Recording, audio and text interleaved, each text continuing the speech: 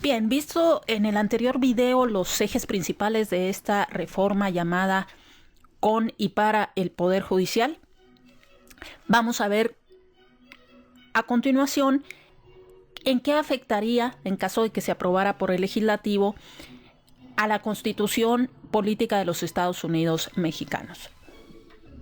Uno de los puntos que más llama la atención es la creación de los tribunales colegiados de apelación que entrarían a sustituir a los tribunales unitarios de circuito, es decir, la segunda instancia a nivel federal. Se conservarán las atribuciones constitucionales vigentes para el nuevo órgano, es decir, de lo que ahora se encarga el Tribunal Unitario de Circuito, se va a encargar el Tribunal Colegiado de Apelación, que es el que lo sustituirá. La diferencia será que aquí estará integrado por 3 magistrados en vez de 1. ¿Cuál es la justificación de esto? Que se fortalezca el debate y el proceso deliberativo, teniendo así resoluciones de mayor calidad en beneficio de la adecuada administración de justicia.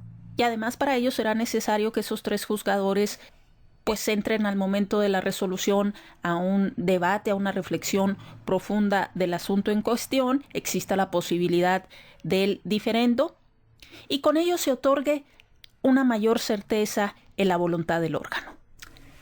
Otra cuestión, se crearán los plenos regionales para sustituir a los plenos de circuito que tenemos en la actualidad. Ahora, ¿cómo operará de darse esta cuestión? Una región estará conformada por varios circuitos y va a ser el Consejo de la Judicatura Federal quien va a definir las regiones que se integrarán en plenos regionales. Estos plenos regionales van a resolver las contradicciones de criterios que se generen por los distintos circuitos que conformen sus territorios. Y una vez resuelta, se logrará un solo criterio obligatorio en varios circuitos que pertenezcan a una misma región. Y esto se lleva a cabo con la finalidad de que las contradicciones se resuelvan más rápidamente, evitando con ello que los magistrados que integren los plenos regionales no se sientan vinculados a representar a su circuito, como ocurre en el esquema que tenemos actualmente de plenos de circuito, los cuales además establece la propuesta, pues han tenido poca funcionalidad. Serán las leyes secundarias las que establezcan la integración y funcionamiento de estos plenos regionales. También se pretende el fortalecimiento de la autorregulación de los órganos del Poder Judicial de la Federación. Lograr una reforma al párrafo 5 del artículo 94 constitucional para que se establezca que las cuestiones de funcionamiento y competencia de todos los órganos del Poder Judicial de la Federación se rijan, además de la ley por supuesto, por lo que establezcan los acuerdos correspondientes emitidos por las instancias competentes. Esto es, la Suprema Corte de Justicia de la Nación, el Consejo de la Judicatura Federal y el Tribunal Electoral del Poder Judicial de la Federación. Otra cuestión que afectaría el párrafo 9 del artículo 94 constitucional sería la que le permitiría mayor margen en la definición de su política jurisdiccional a la Suprema Corte de Justicia de la Nación, pretendiendo con ello fortalecer el rol de esta como tribunal constitucional. Permitirle mayor margen en la definición de su política jurisdiccional relacionada con la emisión de los acuerdos generales a fin de lograr una adecuada distribución entre las salas de los asuntos que competa conocer a la Corte, así como remitir asuntos a los tribunales colegiados de circuito, la cual ya no estará sujeta a los casos en que exista jurisprudencia. Esto tiene como fin darle prioridad en el despacho y resolución de los asuntos y permitir que el máximo tribunal fortalezca su rol de tribunal constitucional. Como decíamos, se pretende con esta reforma cierto desahogo al trabajo de la Suprema Corte de Justicia, llevar o los casos más relevantes o velar por la Constitución y los acuerdos en materia de derechos humanos de los que México sea parte. Una de las cuestiones más importantes de este proyecto es la modificación que sería de llevarse a cabo de la jurisprudencia. Ya sabemos en qué consiste, ya sabemos cuántos criterios se necesitan, 5 ejecutorias en el mismo sentido, sin ninguna en contrario, lo cual implica tiempo, desgaste, también gasto por parte de los afectados y también el tiempo de las autoridades para abocarse al conocimiento de los asuntos y esperar a que se den esas 5 resoluciones en el mismo sentido. O por lo menos una contradicción que permita ya que a través de la resolución a esa contradicción también se emita jurisprudencia. ¿Qué va a pasar, pues, con la jurisprudencia? Se pretende establecer la jurisprudencia por precedentes para la Suprema Corte, puesto que se alega que la forma en que actualmente se integra jurisprudencia entorpece su desarrollo.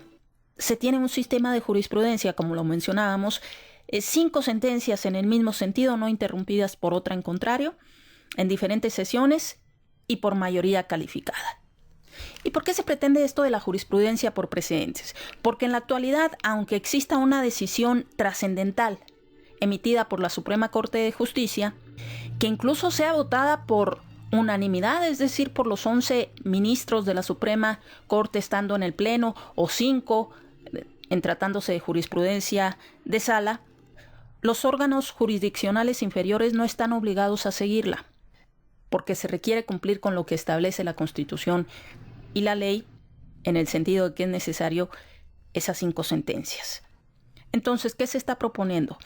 Que la Suprema Corte avance a un sistema de precedentes en el que sean las razones que justifiquen las decisiones, es decir, la importancia de la argumentación jurídica aquí plasmada en esa resolución y además compartidas por una mayoría calificada.